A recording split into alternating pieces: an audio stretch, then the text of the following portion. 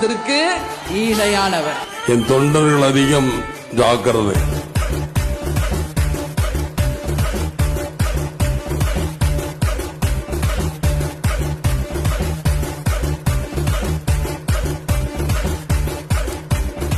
வரப்போகும் காலம் இளைஞர்களுடைய காலமாக தமிழ்நாட்டிலே உருவாக்கப்படும் என்பதை உறுதியா சொல்றேன். ஆறுமுகம் சேர்ந்த அணி ஏறுமுகம் ஏறும், அடகு வைக்கும் அரசியல் தேர்தலோட மாறும், வாழ வைக்கும் கருப்பசாமி கோட்டையில சேரும், தென்னம்பூவு சிரிப்போட நாங்க கோடி பேரும், ஆட்டம் போட காலு கை ஆகாசத்தை கீரும், கேப்டனோட பேரு சொன்னா தமிழ்நாடே சேரும்.